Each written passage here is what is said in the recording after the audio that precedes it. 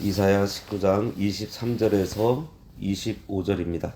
그 날에 애굽에서 아수르로 통하는 대로가 있어 아수르 사람은 애굽으로 가겠고 애굽 사람은 아수르로 갈 것이며 애굽 사람이 아수르 사람과 함께 경배하리라.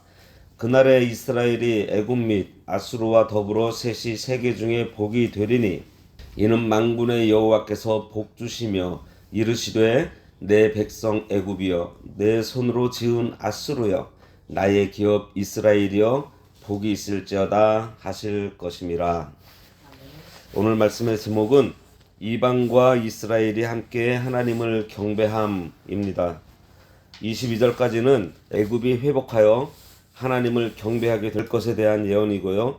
오늘 본문은 당시 전쟁 가운데 있던 세 나라 애굽과 아수르 그리고 이스라엘이 함께 하나님을 경배하는 내용으로, 이것은 신약시대에 복음으로 세계가 교통하며 하나 될 것을 가리킵니다. 23절 보겠습니다.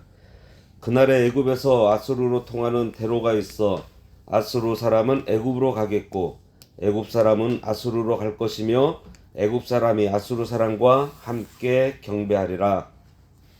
서두에 말씀드린 것처럼 이 말씀은 종말에 복음이 전 세계적으로 전파되어 서로 원수되었던 민족들이 화해하여 모두가 함께 한마음으로 하나님께 예배드릴 것이라는 예언이에요. 복음이 애굽을 정복하는 것에만 그치지 않고 애굽과 남유다의 원수였던 아수르에게까지 전파된다는 것입니다. 예전에 군사적 목적으로 사용되었던 길이 장차 구원의 날에는 복음의 전파 통로가 될 것이고 아수르가 애국과 함께 하나님께 예배를 드리는 때가 있을 것이라는 예언이에요. 이 예언은 알렉산더 대왕 시대 때부터 성취되기 시작했고요. 오순절에 이르러 완전히 성취가 됩니다. 방금 전해드린 군사적 목적으로 만들어진 대로가 복음이 전파될 통로가 되었다는 예언은 로마가 당시 세계를 정복하면서 정복하는 나라마다 한 일이 있습니다. 그게 무언가 하면은 길을 만들었어요. 그래서 모든 길은 로마로 통한다는 말이 나올 정도였습니다.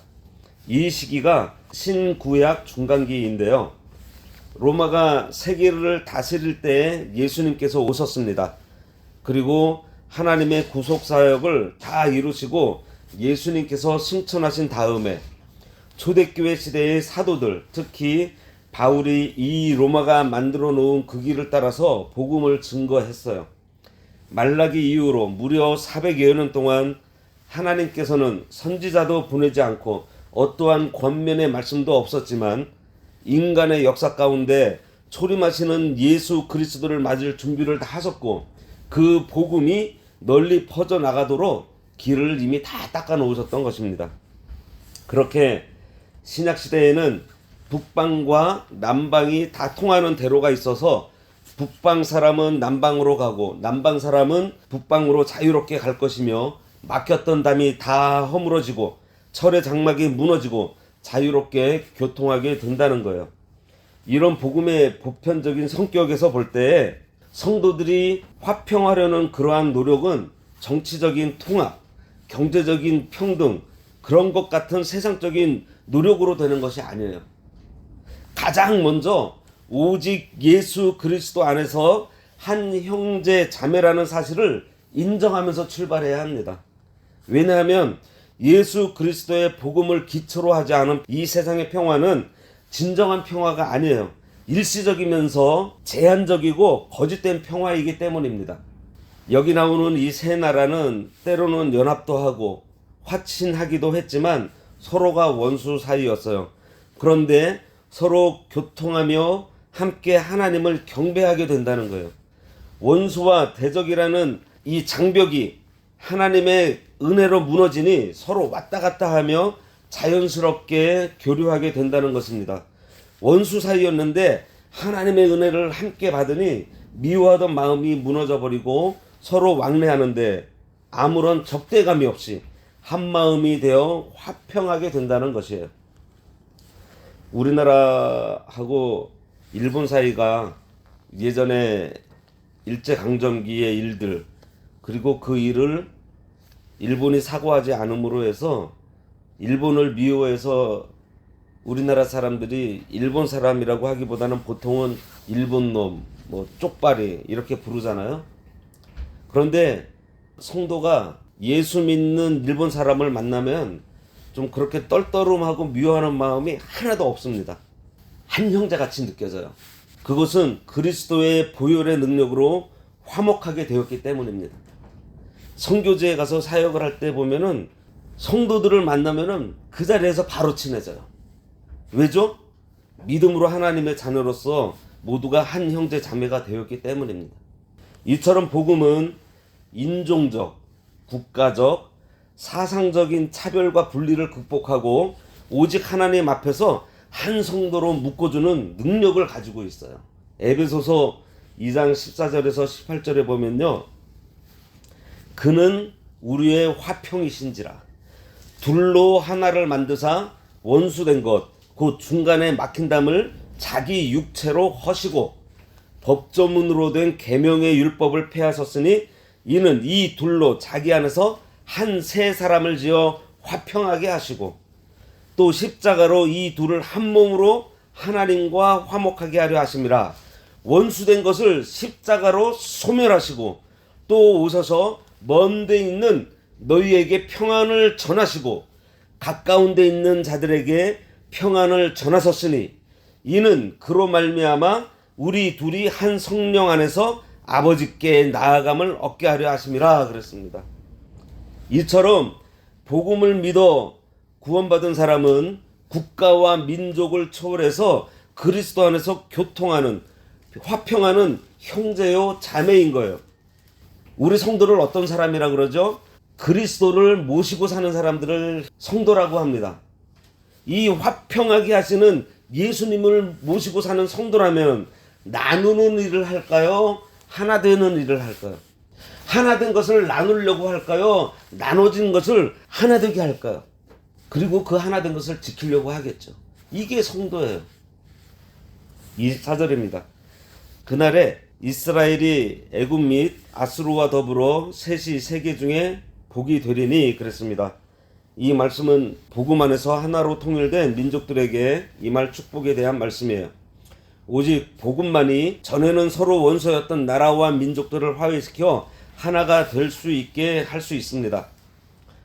이는 하나님께서 이스라엘 민족을 통하여 세계 모든 민족에게 축복하시겠다는 본래의 약속대로 서로 원수되었던 세계 모든 민족들이 예수 그리스도로 말미암아 서로 화해하고 하나님의 백성이 되는 축복에 참여하게 될 것을 바라본 예언입니다.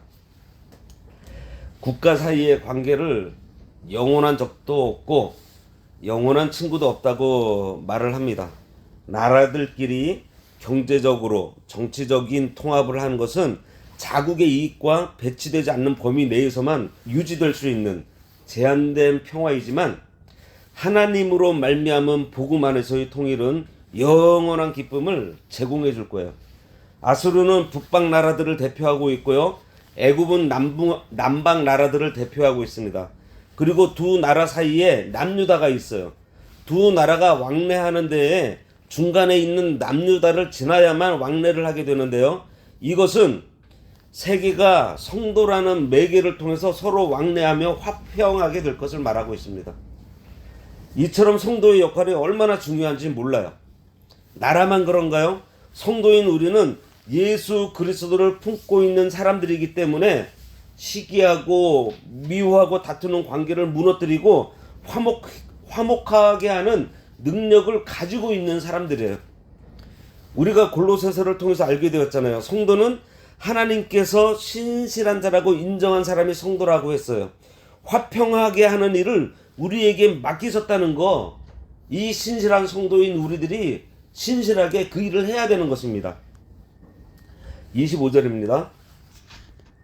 이는 만군의 여호와께서 복주시며 이르시되 내 백성 애굽이여 내 손으로 지은 아수르여 나의 기업 이스라엘이여 복이 있을지어다 하실 것임이라. 선민 이스라엘과 이방민족으로 대표되는 애굽과 아수르에 대한 축복의 선언으로 본장이 마감되고 있는데요. 선민 이스라엘에게만 허락되었던 하나님의 그 복이 이방 민족에게도 선포되고 있어요. 이로써 종말에 가서는 세계 모든 민족이 하나님의 선민이 되어 하나님의 축복에 동참하게 될 것을 보여주고 있습니다. 참으로 종말에는 인종적, 민족적 차별 없이 모두가 하나님의 백성이 될 거예요. 여기 보면 하나님께서 이름을 부르시는데요. 이스라엘부터 불렀으면 좋겠는데 나의 백성 애굽이여 라고 하면서 애굽을 부르고 아수르를 부르고 제일 나중에 이스라엘을 부릅니다. 성경에 나중된 자가 먼저 된다고 하시더니 정말 그렇게 하신 것 같아요. 하나님께서 뭐라고 하시죠? 하나님께서 부르시는데 나의 백성, 나의 손으로 지은 나의 산업이라고 불러주십니다. 하나님의 부르심에 긍지를 갖게 된다는 거예요. 내가 하나님의 산업이고 하나님의 백성이고 하나님께서 나를 지으셨다라는, 나는 하나님의 자녀라는 긍지를 가짐으로 아주 담대한 증인이 되는 것이에요. 그리고는 뭐라 그러세요? 복이 있을지어다. 복받은 자들입니다. 이 말씀은요, 신약교회 시대에 될 일을 예언한 것이라고 했습니다. 신약 시대에는 이스라엘이나 애굽이나 아수르 백성들이, 그러니까 모든 사람들이 예수 그리스도를 믿음으로 하나님께 함께 나아감으로 복되신 하나님과 그 풍성함을 함께 누리게 될 거예요. 또한 이 말씀은 예수 그리스도의 재림으로 말미암아 이루어질 천년 왕국 시대를 가리킵니다. 그때 세계의 모든 나라와 백성들은 하나님을 섬기고 하나님은 그 모든 나라 백성들을 사랑하여 복을 주실 것이고 그들은 하나님으로 생명과 복을 풍성하게 누리게 될 것을 예언하는 말씀입니다. 기도하겠습니다. 하나님 아버지, 참된 평화는 하나님 아버지께서 하나 되게 하신 하늘에서 내려온 평화, 예수 그리스도로 말미암은 평화라고 하셨사오니 저희들 참 평화 되신 예수 그리스도를 무심으로 아버지께서 하나 되게 하신 것을 지키며 분리된 것들에 대해서 화목하게 하여 하나 되게 하는 일에 온전히 쓰임받게 하심으로 예수님 재림하실 때에 많은 무리가 하나 되어 영광의 찬양을 함께하며 경배하게 하여 주시옵소서. 예수님의 이름으로 기도드리옵나이다. 아멘. 하늘에 계신 우리 아버지여, 이름이 거룩히 여김을 받으시오며 나라가 임하시오며 뜻이 하늘에서 이루어진 것 같이 땅에서도 이루어지이다. 오늘날 우리에게 일용할 양식을 주옵시고 우리가 우리에게 죄 지은 자를 사하여 준 것 같이 우리 죄를 사하여 주옵시고 우리를 시험에 들게 하지 마옵시고 다만 악에서 구하옵소서. 대개 나라와 권세와 영광이 아버지께 영원히 있사옵나이다. 아멘.